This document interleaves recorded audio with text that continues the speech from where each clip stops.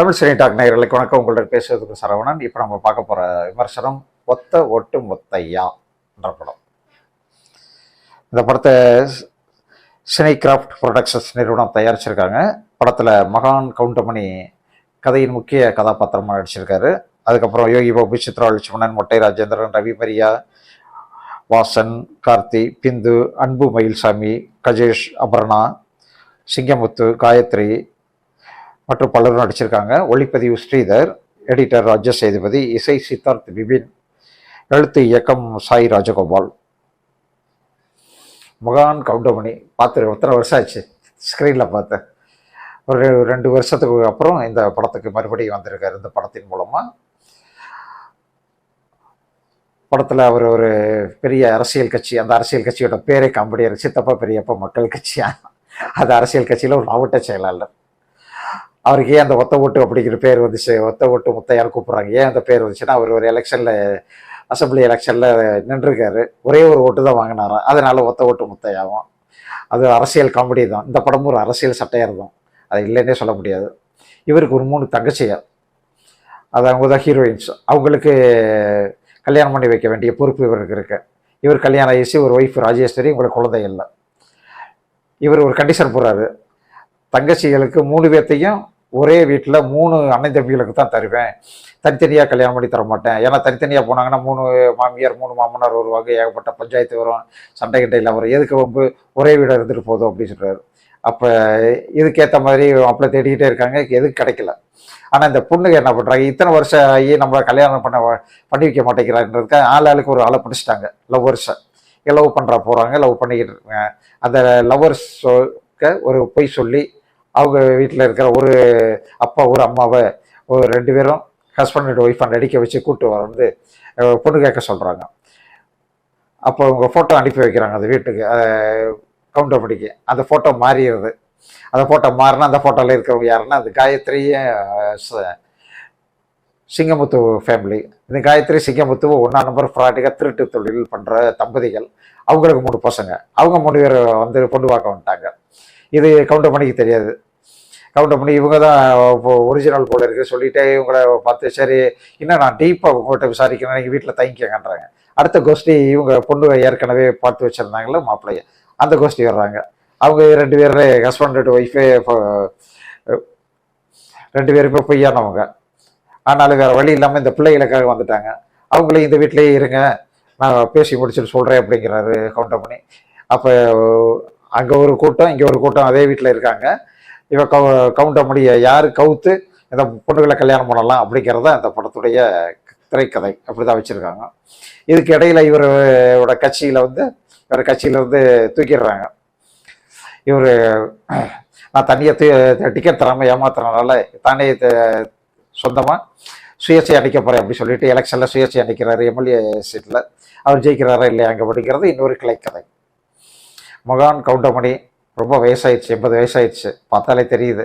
நடக்கிறதுக்கே கொஞ்சம் சிரமப்படுறாரு. இந்த நேரத்தில் போய் இவர் எப்படி எல்லாம் போய் கஷ்டப்படுத்தலாமா அப்படின்னு நமக்கு ஒரு எண்ணம் வருது. அதனால் அவர் முகத்தையும் அவர் அடிக்கிற விட்டு, அவர் அடிக்கிற நக்கல், கேலி, கிண்டல், நையாண்டி இதெல்லாம் நம்ம கேட்கணுமே அப்படி ஒரு ஆசையும் நமக்குள்ளே இருக்குது. அதனால் இந்த படத்தை பார்த்தோம். அதுலேயே ரொம்ப கஷ்டப்படாமல் நடிச்சிருக்காரு. அதில் இப்போ நிறைய சீன்கள் உட்காந்த இடத்துல இருந்து பேசுகிற மாதிரி, நடந்து போகிற பேசுகிற மாதிரி, நடக்கிறதுக்கு ரொம்ப கஷ்டப்படுறாரு. பாவம், அவரைப்படி ஏன் இவ்வளோ கஷ்டப்படுத்தணும். ஆனால் வசனங்கள் தெரிப்பு அதே மாதிரியான அந்த கவுண்டமணிக்கே விரித்தான அந்த எகத்தால நக்கல் நையாண்டி அவ்வளோ வசனங்கள் நிறைய வந்துருக்கு. நிறைய குபீர் சிரிப்புகள் இந்த படத்தில் இருக்குது. அவர் சொல்கிற டைலாக்கள் எல்லாம் அப்படி இருக்கு. இன்னொரு பக்கம் என்னென்னா, இந்த படம் அரசியல் சட்டையர் அப்படின்னே சொல்லலாம். அரசியல் அவ்வளவு கிழிச்சி எடுத்திருக்காங்க இப்போ நடக்கிற அரசியல் வரைக்கும். அது ஸ்டாலின் மகன் உதயநிதி ஸ்டாலின் இப்போ அடுத்து முதல்வருக்கு தயாராக நிற்கிறது, அவர் கூவத்தூரில் நடந்த கூத்து, அவர் ஜெயலலிதா இறந்த பின்னாடி அதிமுக நடந்த கூத்து, அரசியல் கட்சிகள் எல்லாம் அவங்க கட்சியில் அவங்க எம்எல்ஏ சீட்டையே ஏலத்துக்கு விடுற மாதிரி நடக்கிறது. அது அரசியல் கட்சிகளில் தமிழ்நாட்டில் என்னென்ன நடக்குதோ அத்தனை அட்டூழியத்தை புட்டு வச்சிருக்காரு இந்த படத்தில் கவுண்டமணி. எவ்வளோ தைரியமாக வச்சிருக்கான்னு ஆச்சரியமாக இருக்குது. நிச்சயமாக இன்னைக்கு இருக்கிற மிகப்பெரிய நடிகர்களே வைக்க மாட்டாங்க. ஏன் ரஜினிகாந்த் கூட வச்சதில்லை. அது ஒரே ஒரு தடவை தான் வச்சார், அதுக்கப்புறம் வந்து வைக்கல. இது இப்போ வரைக்கும் வைக்கல, கமலஹாசனும் வைக்கல. ஆனால் இந்த படத்தில் அவ்வளவு அரசியல் வசனங்களை கொளுத்தி போட்டிருக்காரு கவுண்டமணி. பாராட்டக்கூடிய ஒரு விஷயம். அதுக்காகவே அந்த இயக்குனர் சாய் ராஜகோபால் அவர் தான் எழுதியிருக்காரு. அவர் கிட்டத்தட்ட கவுண்டமணிக்கு மட்டும் 200 படத்துக்கு மேலே வசனம் எழுதியிருக்காரு. கவுண்டமணி காமெடி ட்ராக் எழுதியிருக்காரு. அந்த அளவுக்கு ரொம்ப பழுத்த அனுபவசாலி. இந்த படத்தை அவர் முதல் முறையை டைரக்ட் பண்ணியிருக்காரு. படத்தில் நடித்தவங்க மற்றவங்க பார்த்தா எல்லாருமே பரவாயில்லாமல் நடிக்க வைக்கப்பட்டிருக்காங்க. அந்த 3 தங்கச்சிகளுக்கும் ரொம்ப பெருசான நடிப்பு இல்லை, ஆனால் ஓரளவுக்கு நடிச்சிருக்காங்க. உண்மையாக நடிச்சிருக்கிறது அந்த காயத்ரி, இந்த சிங்கமுத்து, கோஷ்டி ஒரு பக்கம், இன்னொரு பக்கம் அங்கே வைஷ்ணவியும் அவங்க திருட்டு கும்பல், அந்த கும்பலும் சேர்ந்து அடிக்கிற ட்ராமாலாம் ஒரு நிஜமான ஒரு காமெடி தான். காமெடியாக கொண்டு வந்திருக்காங்க. திரைக்கதையும் அந்த மாதிரி பண்ணி அதுக்கேற்றாப்புல டைலாக்கையும் கரெக்டாக வச்சுருக்காங்க. அந்த வகையில் அதை பாராட்ட வேண்டிய ஒரு விஷயந்தான், இல்லைன்னே சொல்ல முடியாது.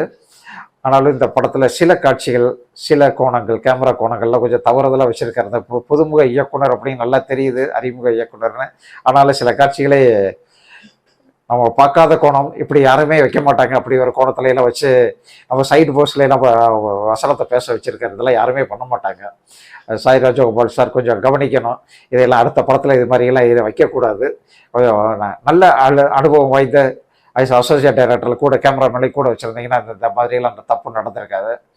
அவர் படத்தில் ஒளிப்பதிவுலாம் பார்த்தா பிரமாதம், அதெல்லாம் இல்லைன்னே சொல்ல முடியாது. அவ்வளோ அழகாக ஒளிப்பதிவு பண்ணியிருக்காங்க. இசையில் ஒரே ஒரு குத்துப்பாட்டு போட்டு தாக்கியிருக்காங்க. ராஜமுந்திரி அழகி நான் ஒரு பாட்டு கூவத்தூரில் நடக்கிற டான்ஸ் மாதிரி வச்சு கூவத்தூரையை நாரடிச்சிட்டாங்க. பாவம் அண்ணா திமுககாரங்க இந்த படத்தை பார்த்தாங்கன்னா என்ன நினைப்பாங்களோ தெரியல. மகான் கவுண்டமணி இருக்கும்போது என்ன ஒருவேளை அவளை கவுண்டமணிக்காக அவங்கள பார்த்து சிரிச்சுட்டு போயிருக்கலாம். படத்தில் ஒளிப்பதிவு, எடிட்டிங் எல்லாமே சிறப்பு தான். படம் சொல்ல வந்த கதையும் ஒரு சிறப்பு தான். நமக்கு என்ன ஒரே ஒரு நெருடல்னா, 80 வயசுக்காரருக்கு போய் 25 வயசுல தங்கச்சி இருக்குன்னு சொன்னால் எப்படிங்க? இது ஒன்று தான் படத்தில் மிகப்பெரிய ட்ராஜடி. ஏன்னா கவுண்டமணிக்கிட்ட இதெல்லாம் சொல்லி பார்த்துருக்காங்க, ஆனால் கவுண்டமணி முடியவே முடியாதுன்ட்டாரான். நான் யாருக்கும் அப்பாவும் நடிக்க மாட்டேன் அப்படின்னு ஒரே வார்த்தையை சொல்லிட்டார். நான் யாருக்கும் தாத்தாவும் நடிக்க மாட்டேன்ட்டாரான். இதை வச்சுக்கிட்டு என்ன செய்ய? இது இப்போதைய காலகட்டம் 2K கிட்ஸ், அவங்களுக்கு பிடிச்ச மாதிரி நடிக்கிறது தானே முக்கியம். நான் கடைசி வரைக்கும் அப்படித்தான் நடிப்பேன் அப்படி சொல்கிறதெல்லாம் எந்த வகையிலும் நியாயம் இல்லை. அவர் கடைசி அப்பாவை நடித்தது இந்த படம் பொண்டாட்டி சொன்னா கேட்டுக்கணும் வி சேகர் படத்தில் நடித்தார். அதுக்கப்புறம் நடிக்க மாட்டேன்ட்டாரான். அதனால் அந்த கேரக்டரே வேணாம் அப்படின்னு சொல்லி விட்டார். இப்போ மறுபடியும் இதே படத்தில் இதே கேலையை பண்ணியிருக்காரு. அதுவே இந்த படத்துக்கு மிகப்பெரிய டேமேஜ் ஆயிடுச்சு, மிகப்பெரிய ட்ராக் ஆயிடுச்சு இந்த படம். அது செஞ்சிருக்கவே கூடாது. கொஞ்சம் பேத்தினாவது சொல்லியிருக்கலாம். இதனால என்ன பெரிய பெரிய விஷயம் ஆக போகுது? பேத்தியை சொன்னாப்புல என்ன ஆகிருப்போகுது? பேத்தி தானே, என்னமோ போங்க. ஆனால் இந்த படத்தை இப்படி ஒரு மகான் கவுண்டமணியை பார்க்க அவ்வளோ ஆசையாக வந்தவங்க கொஞ்சம் இப்படி ஒரு சலிப்போடு வெளியே போகிறது எவ்வளோ வேதனையான ஒரு விஷயம். அப்படி ஒரு வேதனையை இந்த படத்தில் இயக்குனர் சாய் ராஜகோபால் கொடுத்துட்டாரு. அதோடைய படம் ஒரு ஜாலியான ஒரு படம் தான், கடைசி வரைக்கும் உட்காந்து பார்க்கலாம்.